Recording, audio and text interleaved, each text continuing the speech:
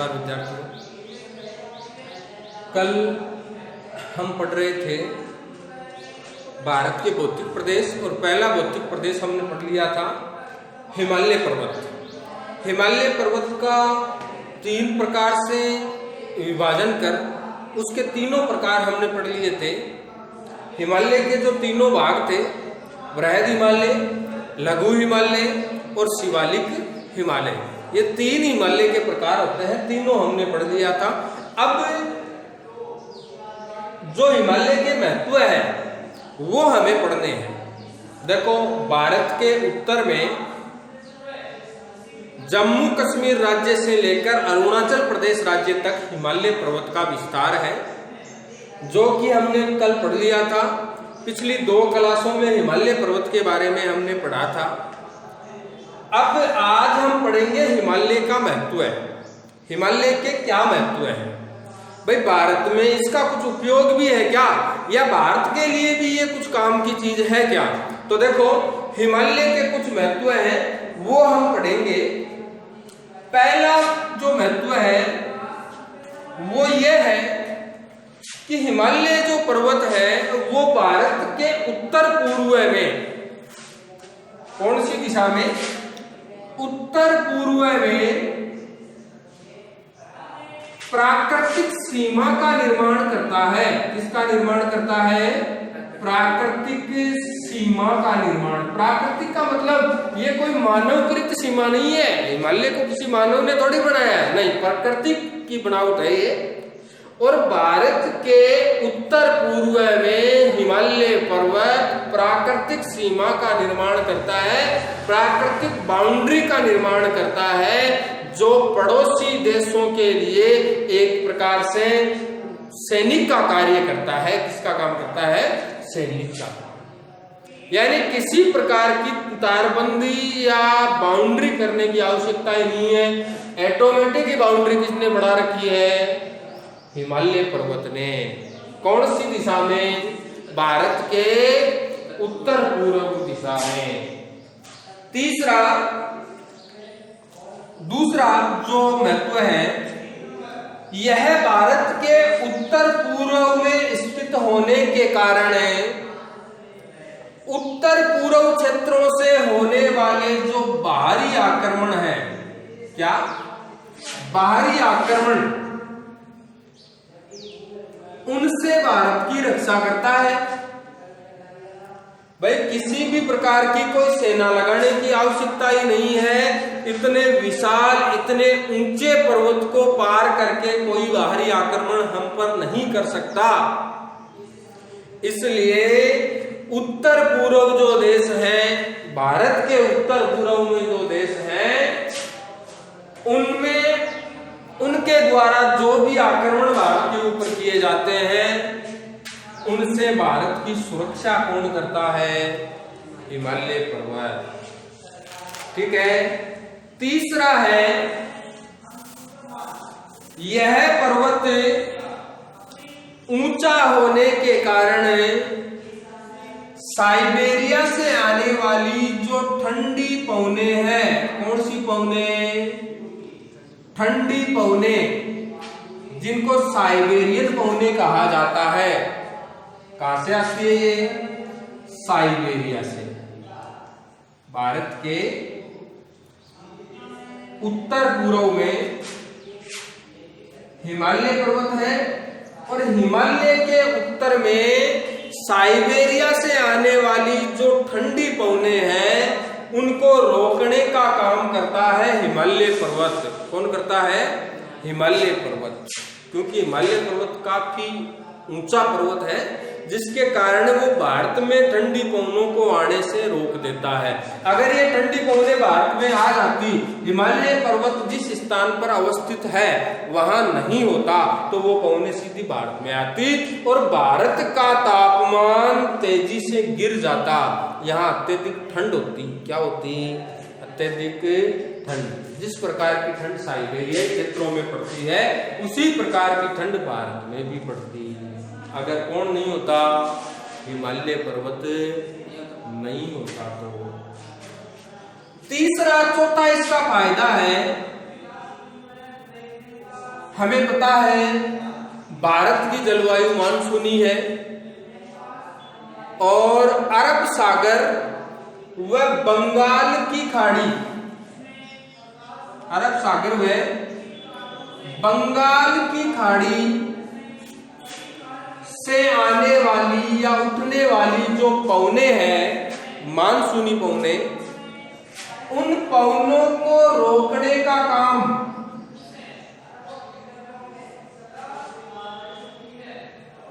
मानसूनी पवनों को रोकने का काम भाई एक तरफ से अरब सागर से आने वाली पवने और दूसरी बंगाल की खाड़ी से आने वाली जो पवने हैं उनको रोकने का काम कौन सा पर्वत करता है? हिमालय पर्वत। अगर हिमालय पर्वत यहाँ पर नहीं होता तो ये मानसूनी पवने बिना वर्षा किए ही भारत से आगे चली जाती और जो आगे के देश हैं उनमें जाकर के वर्षा करती। तो मानसूनी पवनों को रोकने का काम भी कौन सा पर्वत करता है?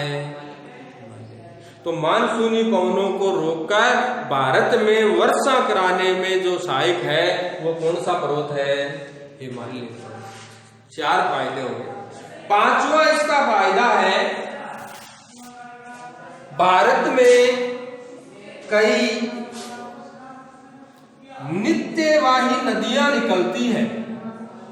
नित्यवाही या जिनको हम बोलते हैं 12मासी नदियां। कौन सी नदियां? 12मासी नदियां जो वर्ष भर बहती रहती है उनको बोलते हैं नित्यवाही या 12मासी नदियां। उन नित्यवाही नदियों जैसे गंगा है, सिंधु है, ब्रह्मपुत्र है, सतलज है, व्यास है, यमुना है, इस प्रकार की नदियों का उद्गम स्थल हिमालय पर्वत ही है। कौन सा पर्वत है? हिमालय पर्वत। अगर ये पर्वत नहीं होता तो ये नदियां भी भारत में नहीं होती, और नदियां भारत में नहीं होती तो कितना क्षेत्र असिंचित रह जाता, सिंचाई के अभाव में कितना क्षेत्र रह जाता, ये हम देख सकते हैं। आज नदियों पर कितने बड़े बड़े बांध बने हुए हैं, जल विद्युत की व्यवस्थाएं हैं, कितने क्षेत्र को सींचा जाता है, कितने लोग इसको पेयजल के रूप में काम में लेते हैं। अगर ये नित्यवाही नदियां नहीं होती तो इसका मतलब ये सारे फायदे हमको नहीं मिल पाते, और ये है तो इसका मतलब कौन सा पर्वत है? हिमालय पर्वत, क्योंकि ये नदियां सारी कहां से निकलती है? हिमालय पर्वत से। समझ गए बात? 5वां फायदा। 6वां फायदा ये है कि यहाँ पाए जाने वाले जो जलप्रपात हैं, हिमालय पर्वत पर कई जलप्रपात पाए जाते हैं। जलप्रपात, ये जलप्रपात क्या होता है? जलप्रपात बोलते हैं झरने को। काफी ऊंचाई से एकदम से जल का नीचे गिरना क्या कहलाता है? जलप्रपात। उस स्थान को बोलते हैं जलप्रपात, यानी काफी ऊंचे जो पर्वत होते हैं उनसे जल अत्यधिक वेग के साथ नीचे गिरता है, उसको बोलते हैं जलप्रपात या झरना बोलते हैं। क्या बोलते हैं? झरना, वाटरफॉल। समझे बात? तो यहाँ पर क्या होता है, जैसे मान लीजिए ऊपर से कोई जल गिर रहा है बहुत तेजी के साथ, तो उसमें नीचे टरबाइन लगाए जाते हैं और टरबाइन लगा करके विद्युत बनाई जाती है, बिजली बनाई जाती है, उसको बोलते हैं जल विद्युत। क्या बोलते हैं? जल विद्युत। तो हिमालय क्षेत्र में कई सारे जलप्रपात हैं और उन जलप्रपातों से किसका निर्माण किया जाता है? जल विद्युत का। किसका निर्माण? जल विद्युत का निर्माण किया जाता है। ये 6वां फायदा है हिमालय पर्वत का। अगला फायदा, हिमालय से कई नित्यवाही नदियां निकलती है और जब वो रोज हिमालय पर्वत से बहकर आती है तो वो अपने साथ उपजाऊ जो जलोढ़ मिट्टी होती है, ध्यान रखें, नदियों के द्वारा जो बहाकर मिट्टी लाई जाती है उसको बोलते हैं जलोढ़ मिट्टी या कांप मृदा। कौन सी मृदा? कांप मृदा। नदियों के द्वारा इस क्षेत्र से जलोढ़ मिट्टी या कांप मिट्टी बहाकर लाई जाती है और इस मिट्टी को ला करके वो नदियां उत्तर का जो विशाल मैदान है उसमें जमा कर देती है और उस क्षेत्र को उपजाऊ बनाती है। भाई आज उत्तर का जो विशाल मैदान है, अपने उत्तर प्रदेश है, बिहार है, मध्य प्रदेश का जो क्षेत्र है उसकी मिट्टी उपजाऊ है, तो उसका कारण है वहां बहने वाली नदियां। कौन है? नदियां अपने साथ जलोढ़ मिट्टी बहाकर लाती है और वो मिट्टी आकर के कहाँ जमा हो जाती है? उत्तर के विशाल मैदान में, और इसी कारण वो उपजाऊ है। समझ गए बात को? तो सातवां इसका फायदा क्या हुआ भाई? नदियों के द्वारा बहाकर लाई गई कांप मृदा। अगला इसका फायदा है, यहाँ विभिन्न प्रकार के वन पाए जाते हैं, क्योंकि जल काफी मात्रा में मिलता है। हिमालय क्षेत्र में जल काफी मात्रा में प्राप्त होता है, और जल होने के कारण यहाँ कई सदाबहार वन पाए जाते हैं। कैसे वन पाए जाते हैं? सदाबहार वन। और उन वनों से कई प्रकार के कंदमूल है, दवाइयां है, औषधियां है, लकड़ी है, फल फूल, इस प्रकार के कई प्रकार के अपन को चीजें प्राप्त होती है। कई प्रकार की जो अमूल्य चीजें हैं वो चीजें अपने को हिमालय पर्वत से प्राप्त होती है। समझ गए? आज भी कई रोगों के लिए जड़ी बूटियों से इलाज किया जाता है और वो जड़ी बूटियां हिमालय क्षेत्र में पाई जाती है। ठीक है भाई, आगे देखो 8 इसके महत्व हमने पढ़ लिए। 9वां महत्व है कि हिमालय क्षेत्र में वन अत्यधिक पाए जाते हैं और वन होने के कारण यहाँ कई प्रकार के वन्य जीव भी पाए जाते हैं, क्योंकि वन्य जीवों के आवास होते हैं वन। अरे जो जंगली जीव होते हैं उनके आवास, उनके घर कहाँ होते हैं? जंगलों में। और जंगल कौन से क्षेत्र में है? हिमालय क्षेत्र में ज्यादा पाए जाते हैं। तो अत्यधिक वनों का विस्तार होने के कारण यहाँ वन्य जीव भी ज्यादा पाए जाते हैं। और 10वां है, हिमालय के जो निम्न ढाल है वहां सीढ़ी नुमा कृषि भी की जाती है। क्या की जाती है? सीढ़ी नुमा कृषि। तो ये कृषि वाला भी फायदा है। एक, इसकी विशिष्ट संरचना के कारण हिमालय क्षेत्र में कई प्रकार के खनिजों के भंडारों की प्राप्ति हुई है। वैज्ञानिक खोजों के अनुसार ये पता चला है कि हिमालय क्षेत्र में विभिन्न प्रकार के बहुमूल्य खनिज भी पाए जाते हैं, बहुमूल्य खनिज दबे पड़े हैं। तो आने वाले समय में, अभी नहीं, आने वाले समय में वो भारत के लिए स्टोरेज हैं, स्टोर है। अभी आने वाले समय में वो भारत के काम आ जाएंगे। ठीक है। एक, यहाँ कई प्राकृतिक स्थल हैं, झीलें हैं, स्वास्थ्यवर्धक स्थान है। इसके कारण ये हिमालय पर्वत पर्यटकों के आकर्षण का भी केंद्र है। किसके आकर्षण का केंद्र है?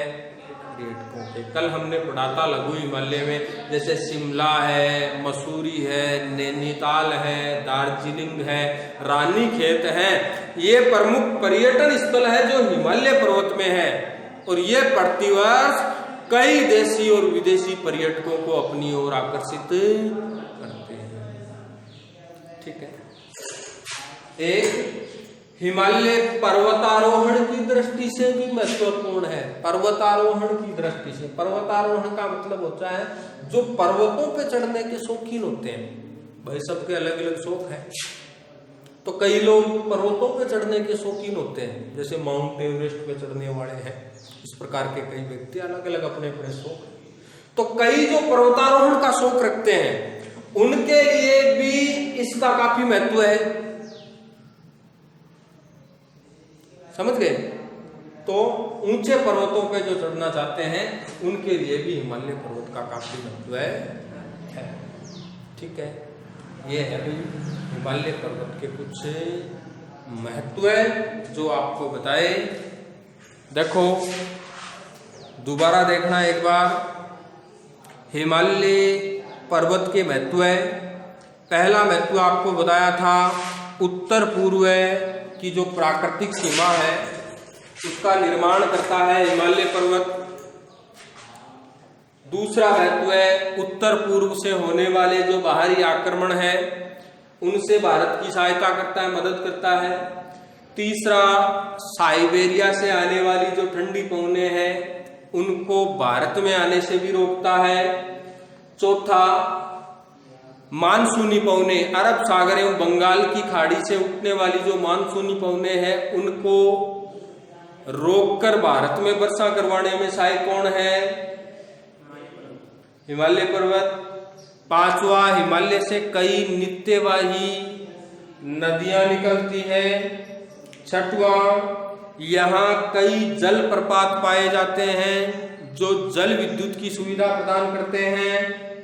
सातवां, नदियों के द्वारा बहाकर लाई गई कांप या जलोढ़ मृदा भारत के जो विशाल मैदान है भारत का उसमें जमा कर देती है नदियां, जिससे वो काफी उपजाऊ है।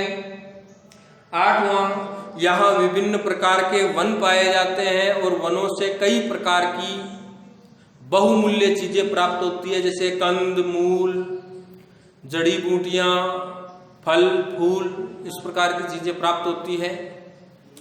आठवां, नौवां, विशाल वन संपदा पाई जाती है जिसके कारण यहाँ कई प्रकार के वन्य जीव भी देखने को मिलते हैं।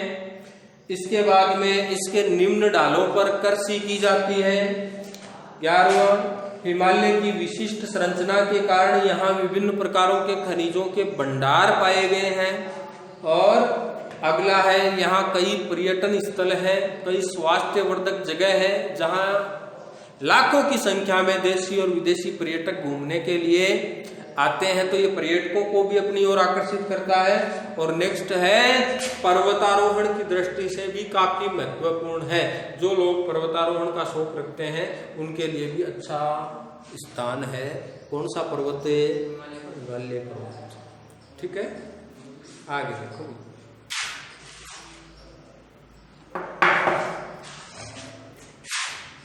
ये आपका हिमालय पर्वत यहीं समाप्त हुआ।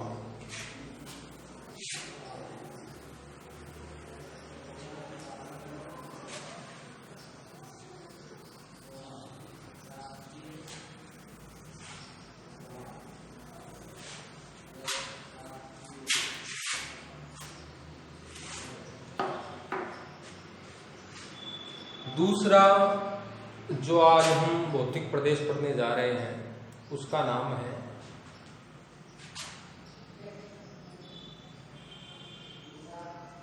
उत्तर का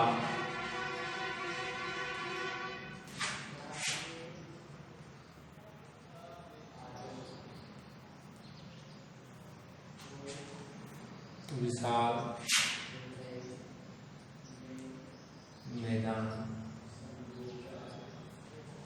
उत्तर का विशाल मैदान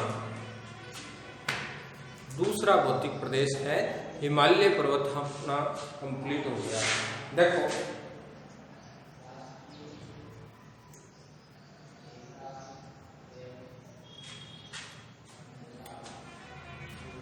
सबसे पहले हम ये देखेंगे कि ये कहाँ स्थित है। भारत के मानचित्र में उत्तर का विशाल कहाँ अवस्थित है? तो देखो भारत का मानचित्र हमने देखा है कई बार। ये जो मैदान है ये अभी हमने पढ़ा था हिमालय पर्वत, और आप सबको पता है भारत के मानचित्र में हिमालय पर्वत कहाँ है? उत्तर में है या दक्षिण में भाई, या पूर्व में है? अच्छा, कोई दक्षिण तो नहीं बता रहा। उत्तर में, भारत के उत्तर में हिमालय पर्वत है। जहां भारत का सर है वहीं हिमालय पर्वत है। तो हिमालय पर्वत के नीचे और तीसरा भौतिक प्रदेश हम पढ़ रहे हैं दक्षिण का पठार,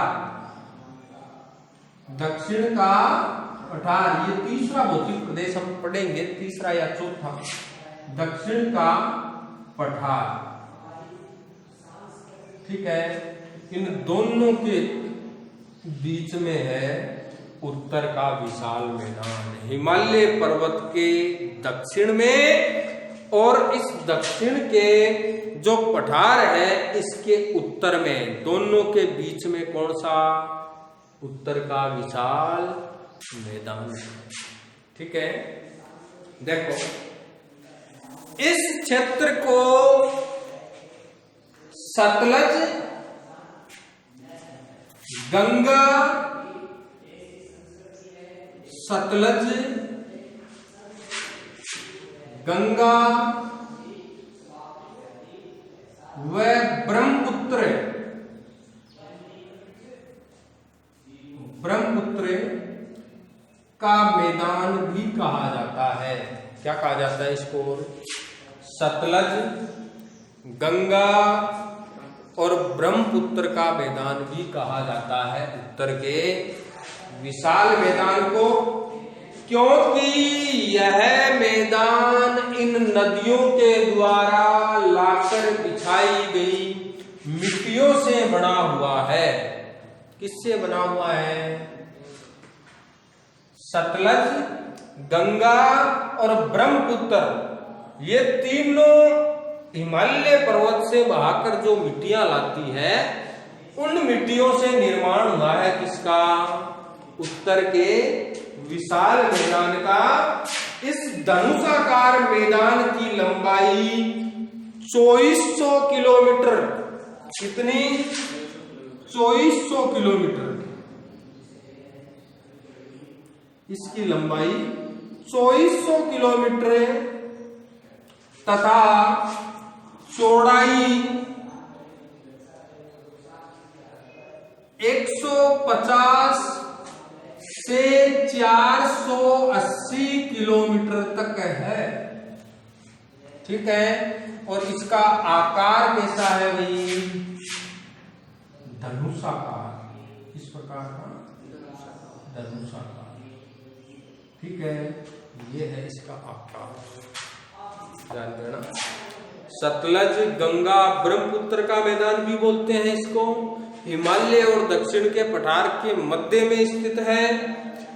क्योंकि सतलज, गंगा, ब्रह्मपुत्र का मैदान इसलिए बोलते हैं क्योंकि इन्हीं तीन नदियों के द्वारा लाकर बिछाई गई मिट्टियों से इसका निर्माण हुआ है, जिसकी लंबाई 2400 किलोमीटर है और चौड़ाई 150 से 480 किलोमीटर तक है।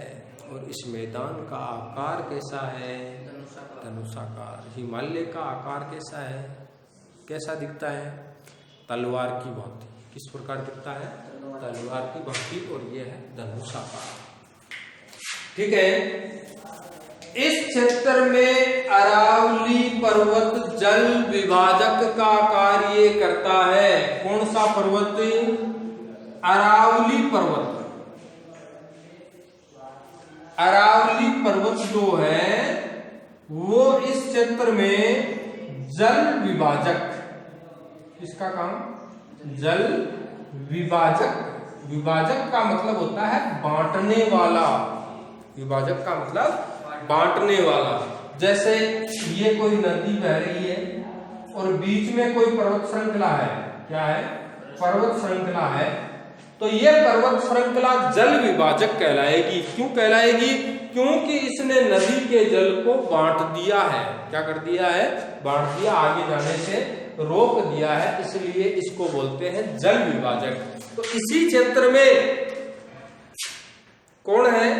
अरावली पर्वत की कई श्रेणियां हैं और वो जल विभाजक का काम करती है। इसका काम करती है, जल विभाजक का काम करती है। यह मैदान विश्व का सबसे आबाद, उपजाऊ, यह मैदान विश्व का सबसे आबाद, उपजाऊ मैदानों की श्रेणी में आता है। मैदानों की गिनती में आता है। विश्व में जितने भी आबाद मैदान हैं, उपजाऊ मैदान हैं, या फिर यूं कहे कि ज्यादा जनसंख्या वाला मैदान है, तो वो मैदान है उत्तर का विशाल मैदान।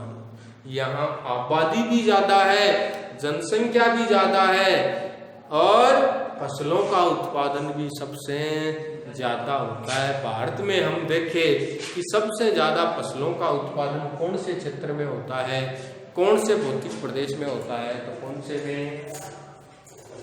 कौन से भौतिक प्रदेश में होता है भाई?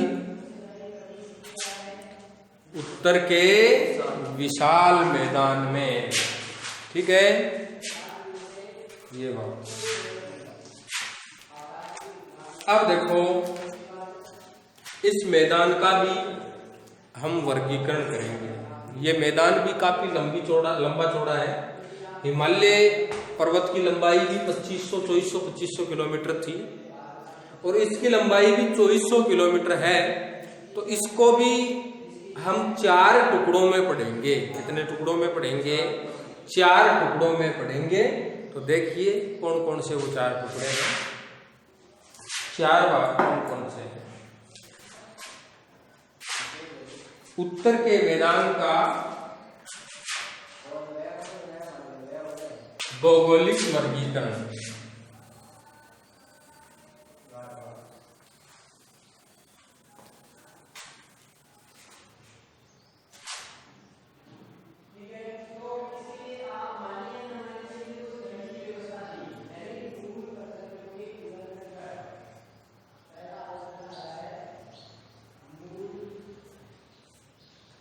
उत्तर के मैदान का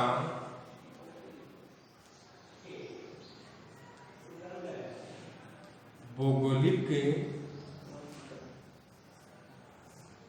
वर्गीकरण।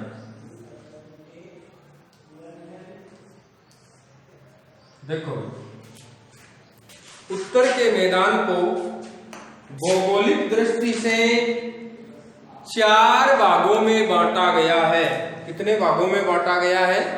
4 भागों में। हिमालय को भौगोलिक दृष्टि से कितने भागों में बांटा गया था?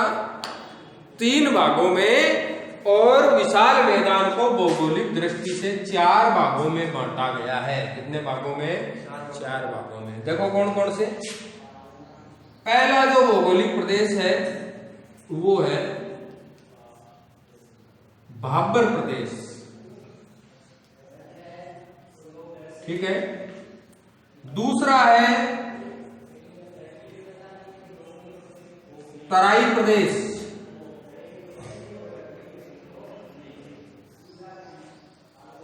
तीसरा है बांगर प्रदेश, और चौथा है खादर प्रदेश।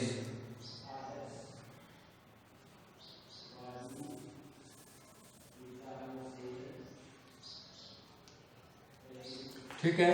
ये 4 प्रकार से इसका वर्गीकरण किया गया है उत्तर के विशाल मैदान का, 4 प्रकार से। देखो एक एक को देख लेते हैं।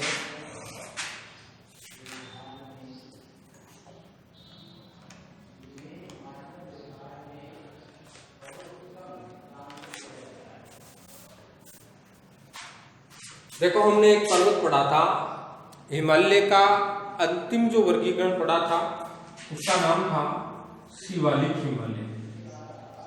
कौन सा हिमालय? शिवालिक हिमालय। तो देखो, जैसे ये शिवालिक हिमालय है, ठीक है, जैसे ये हिमालय है शिवालिक हिमालय, और जहां शिवालिक हिमालय खत्म हो जाता है नीचे,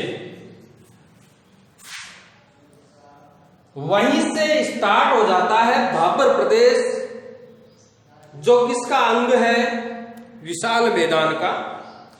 तो भाबर प्रदेश जो है वो हिमालय के शिवालिक हिमालय के पर्वतपदीय का मतलब है हिमालय के पैरों से, शिवालिक हिमालय के पैरों से स्टार्ट हो जाता है, और यहां से यहां तक 16 किलोमीटर चौड़ी एक पट्टी के रूप में विद्यमान है। इसके रूप में पट्टी के रूप में विद्यमान है। कितने किलोमीटर? 16 किलोमीटर तक। और यहाँ दो नदियां सीमा बढ़ाती है। यहाँ एक नदी सीमा बढ़ाती है सतलज। सतलज कौन सी नदी? सतलज नदी। और यहाँ एक सीमा बढ़ाती है, उस नदी का नाम है तीस्ता नदी। कौन सी नदी? तीस्ता नदी। और बीच का जो क्षेत्र है, ये पट्टी है, ये लगभग कितने किलोमीटर चौड़ी है? 16 किलोमीटर चौड़ी है।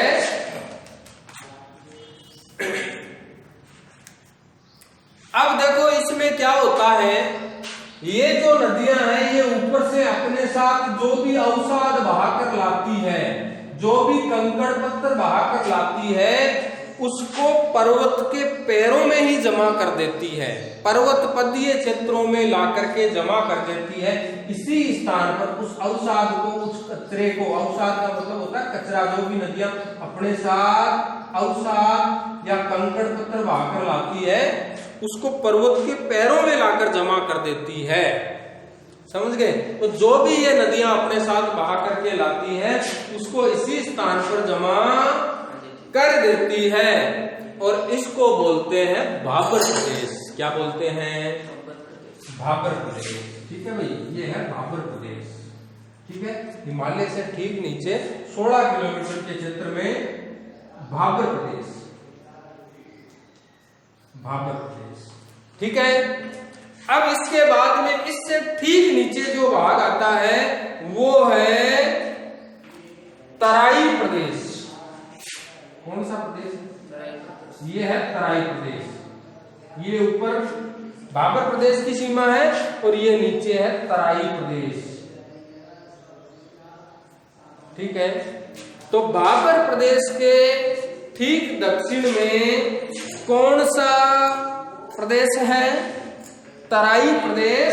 और तराई प्रदेश की स्थिति यह है कि यहां देखो, जो नदी अपने साथ बहाकर कचरा लाती है, उसमें से मोटा जो कचरा होता है, मोटे जो कंकड़ पत्थर होते हैं, वो सबसे पहले जमा होते हैं। जहां धरातल आ गया, ऊपर से तो वो बह करके आ जाते हैं जल के साथ, लेकिन जैसे ही समतल धरातल आ जाता है तो नदी सबसे पहले उन चीजों को जमा करती है जो वजन में भारी हो, कंकड़ मोटे हो। तो इस स्थान पर मोटे कंकड़ों को जमा करती है इस भाबर प्रदेश में। और यहाँ आते आते ये नदियां ऐसा लगता है जैसे लुप्त हो गई। उन कंकड़ों में वो पानी दिखाई नहीं देता। अरे सड़क पर तो पानी दिखाई दे जाता है, बिल्कुल साफ सड़क हो उस पे दिखाई जाता है, लेकिन मोटे मोटे पत्थर जमे हो, उनके बीच में से पानी जा रहा है तो वो स्पष्ट नहीं दिखाई देता। समझे बात को? तो यहाँ पर क्या होता है, भाबर प्रदेश में ये नदियां लुप्त सी हो जाती है और इस तराई प्रदेश में वापस उन नदियों का उद्गम हो जाता है, वो जल वापस दिखने लग जाता है, जिससे यहाँ पर कीचड़ की स्थिति बनती है। किसकी स्थिति बनती है? कीचड़ की स्थिति। दलदली क्षेत्र विकसित होता है, उसको बोलते हैं तराई प्रदेश। क्या बोलते हैं? तराई प्रदेश। एक है बांगर प्रदेश। तो देखो ये क्या है, यहाँ पर एक अगला जो क्षेत्र है उसको बोलते हैं बांगर प्रदेश। जैसे मान लीजिए ये क्षेत्र है, इस प्रकार से ये मैदान है,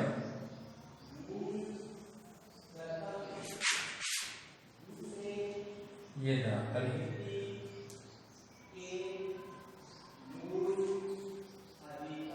ये धरातल है और ये कुछ ऊंचा नीचा भाग है जो उत्तर के विशाल मैदान में है। तो यहाँ पर क्या होता है, जैसे मान लीजिए बाढ़ आती है, जब कभी वर्षा के दिनों में बाढ़ आती है तो नदियों में पानी ज्यादा हो जाता है और नदियों में पानी ज्यादा होने के कारण वो पानी फैलता है। क्या होता है? फैलता है। तो देखो ये जो ऊंचे स्थान होते हैं, यहाँ तक प्रतिवर्ष बाढ़ का पानी नहीं पहुंच पाता, क्योंकि ये स्थान क्या है? ऊंचे। तो उत्तर के विशाल मैदान में स्थित ऊंचे स्थान जहां प्रतिवर्ष नदियों के द्वारा या बाढ़ के कारण पानी नहीं पहुंच पाता, नई मिट्टी जमा नहीं हो पाती, उस स्थान को बोलते हैं बांगर प्रदेश। क्या बोलते हैं? बांगर प्रदेश। ये पुरानी मिट्टी के क्षेत्र हैं। यहाँ पर क्या होता है, कभी कभार कोई बारिश का कभी कभार नदियों का जल चला जाता है। जब भयंकर बाढ़ आती है तो ही इन क्षेत्रों में बाढ़ का पानी पहुंच पाता है, और वो नई मिट्टी जो है नदियों के द्वारा बहाई कर लाई गई मिट्टी है, वो इन क्षेत्रों में जमा हो जाती है कभी कभार। तो इस प्रदेश को बोलते हैं बांगर प्रदेश। जबकि ये जो निचला भाग है इसको बोलते हैं खादर। क्या बोलते हैं? खादर प्रदेश। यहाँ क्या होता है, प्रतिवर्ष हर साल इन नदियों में बाढ़ आती है, और बाढ़ आने के कारण नदियों के द्वारा लाई गई जो मिट्टियां हैं वो इस क्षेत्र में जमा हो जाती है, एक परत सी जम जाती है इस क्षेत्र में। उस प्रदेश को बोलते हैं खादर प्रदेश। कौन सा प्रदेश बोलते हैं भाई? खादर प्रदेश। आई क्या बात समझ में? आ गई बात समझ में?